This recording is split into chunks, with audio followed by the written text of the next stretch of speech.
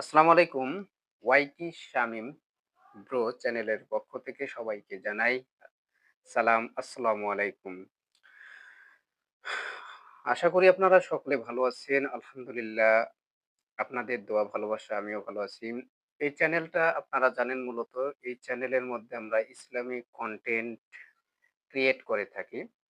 তো তারই প্রেক্ষিতে আমি বিগত যে ভিডিওগুলো দিচ্ছি সেগুলো হচ্ছে শর্ট ভিডিও করি বেশি। এখন আমি লং ভিডিও করার জন্য কিছু প্রসেস শুরু করে দিয়েছি। এই হাদিসটা থেকে আপনারা এই হাদিসটা যদি দেখেন আর রাহিকুল মাকতুম এই হাদিসের সম্পর্কে যতগুলো শিরোনাম অধ্যায় আছে সবগুলো অধ্যায় থেকে পার্ট টু পার্ট আলোচনা করা হবে। খুব ভালো একটা হাদিস। আমাদের প্রিয় নবী হযরত মুহাম্মদ সাল্লাল্লাহু আলাইহি সাল্লাম সম্পর্কিত সকল বর্ণনা তথ্য এখানে সুন্দরভাবে গোছালো আছে। আমি আপনাদেরকে একটু দেখানোর চেষ্টা করতেছি। আপনারা একটু ভালো করে লক্ষ্য করুন যে এই যে হাদিসটা রাসূল সাল্লাল্লাহু আলাইহি সাল্লামের শ্রেষ্ঠ জীবন গ্রন্থ আর রাহিকুল মাকতুম এই হাদিসটা লিখেছেন আল্লামা শফিউর রহমান মোবারকপুরী।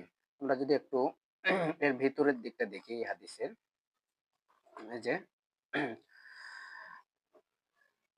আর রাহিকুল মাকতুম আল্লামা শফিউর রহমান মোবারকপুরী এবং রূপান্তর করেছেন মোহাম্মদ আব্দুর রহিম তামিরুল মিল্লাত কামিল মাদ্রাসা ঢাকা।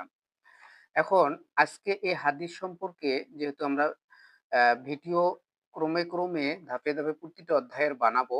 কিন্তু আজকে শুধু এই হাদিসটার শিরোনামগুলো আপনাদের সাথে একটু আলোচনা করব, তুলে ধরব।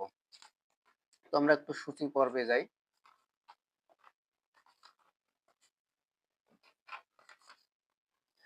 অনেক সুন্দর একটা হাদিস। আপনারা যদি নিয়মিত কন্টিনিউ ভিডিওগুলো আমার দেখেন তাহলে আপনারাও এই হাদিসটা মানে পড়ার মতো অভিজ্ঞতা অর্জন করতে পারবেন। সূচিপত্র এখানে দেখেন যে ১ম এ আছে তৎকালীন আরবের ভৌগোলিক, সামাজিক, প্রশাসনিক, অর্থনৈতিক ও ধর্মীয় অবস্থা।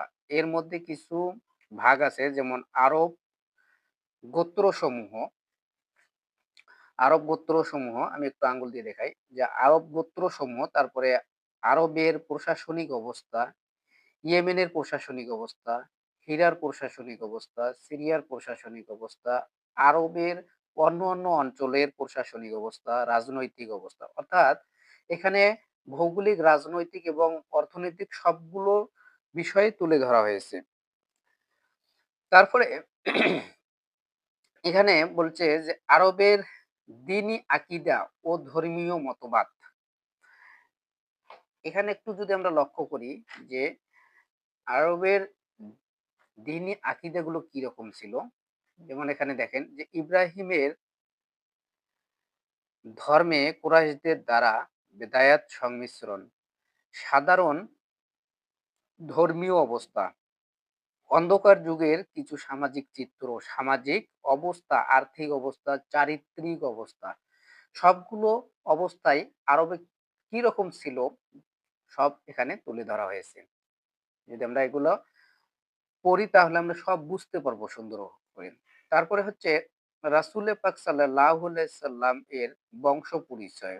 ১ম ভাগ, ২য় ভাগ, ৩য় ভাগ। আচ্ছা আমি শুধু মেইন হেডলাইন গুলো একটু করে আপনাদেরকে পড়ে শোনাই। তারপরে হচ্ছে আমরা যদি পরের পৃষ্ঠা যাই, যে পরের পৃষ্ঠা একটু দেখবেন, লক্ষ্য করবেন আপনারা। এখানে বলছে যে দ্বীনি দাওয়াতের বিভিন্ন পর্যায়, হেরা গুহার অভ্যন্তরে রেসালাত লাভ। তারপরে এখানে ধাপে ধাপে সব দেওয়া আছে। আমরা তারপরের হেডলাইনটা যদি যাই, এখানে বলা হচ্ছে যে আবিসিনিয়ায় ১ম হিজরত। আবিসিনিয়ায় যে হিজরত গুলো ঘটেছিল, কোনখানে কিরকম ভাবে কোন সাহাবীর দ্বারা কোন সাহাবী কিরকম পরিশ্রম করেছিল সব এখানে কিন্তু দেওয়া আছে। তারপরে এখানে বলা হচ্ছে যে হযরত খাদিজা রাদিয়াল্লাহু আনহুম এর মৃত্যুবরণ। তারপরে হযরত সাউদা রাদিয়াল্লাহু আনহু এর সাথে বিবাহ। ৩য় পর্যায়ে রয়েছে মক্কার বাহিরে ইসলাম প্রচার। তায়েফে রাসূলে পাক সাল্লাল্লাহু আলাইহি সাল্লাম।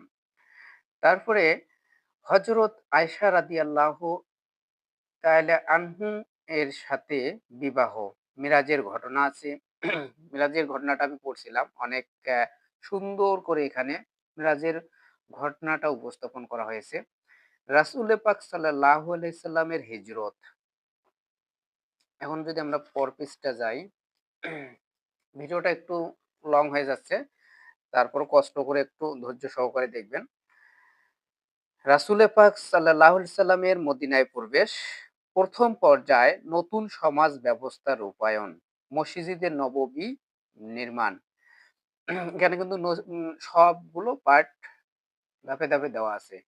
তারপরে হচ্ছে শারিয়াহ এবং গোজওয়াহ, বদরের যুদ্ধ, ইসলামের ১ম ফায়সালাকারী যুদ্ধাভিমান যুদ্ধাভিযান। আচ্ছা, তারপরে আমরা যদি শুধু আমরা মেইন হেডলাইন গুলো আপনাদেরকে একটু শোনাচ্ছি। আমরা ধাপে, ধাপে সবগুলো আলোচনা করব ইনশাআল্লাহ। বদর যুদ্ধের পর সামরিক তৎপরতা, তারপর হচ্ছে কি উহুদের যুদ্ধ। উহুদের যুদ্ধ কিন্তু সম্পূর্ণ এখানে বর্ণনা করা আছে এই হাদিসের মধ্যে। তারপর বলছে যে দায়িত্বশীল লোকদের প্রতি রাসূলে পাক সাল্লাল্লাহু আলাইহি সাল্লামের বক্তব্য, মুসলমানদের সাফল্য বাসরসজ্জা হইতে রণাঙ্গনে তীরন্দাজের তীরন্দাজদের কৃতিত্ব। তারপরে এখানে রাসূলে পাক সাল্লাল্লাহু আলাইহি সাল্লামের হত্যার মিথ্যা আওয়াজ এবং তাহার প্রতিক্রিয়া। অর্থাৎ কাফেররা যে মিথ্যা প্রচার করে দিয়েছিল যে রাসূলুল্লাহ সাল্লাল্লাহু আলাইহি সাল্লাম মারা গেছে, সেটার বর্ণনা এখানে দেওয়া আছে। মদিনায় মুসলমানদের প্রত্যাবর্তন, উহুদের পরবর্তী সামরিক অভিযান সমূহ।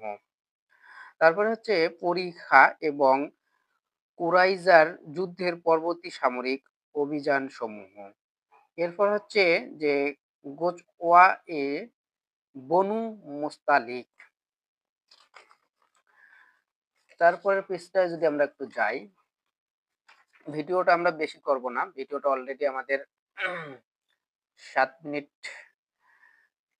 আপ হয়ে গেছে। আচ্ছা, তারপরে হচ্ছে আ মরিসি যুদ্ধের পরবর্তী সামরিক অভিযানসমূহ, হুদায়বিয়ার সন্ধি, হযরত ওসমান রাদিয়াল্লাহু এর মক্কা গমন। তারপরে হযরত ওমর রাদিয়াল্লাহু এর দ্বিধা সংশয়। আচ্ছা, আজকের ভিডিওটি আমি এই পর্যন্ত শেষ করলাম। পরবর্তীতে পরের যে শিরোনামগুলো সেগুলো নিয়ে আলোচনা করব। যদি ভালো লেগে থাকে চ্যানেলটি অবশ্যই সাবস্ক্রাইব করে রাখবেন। আর ভিডিওটি ভালো লাগলে একটা লাইক করতে ভুলবেন না। আসসালামু আলাইকুম ওয়া রাহমাতুল্লাহি ওয়া বারাকাতুহু।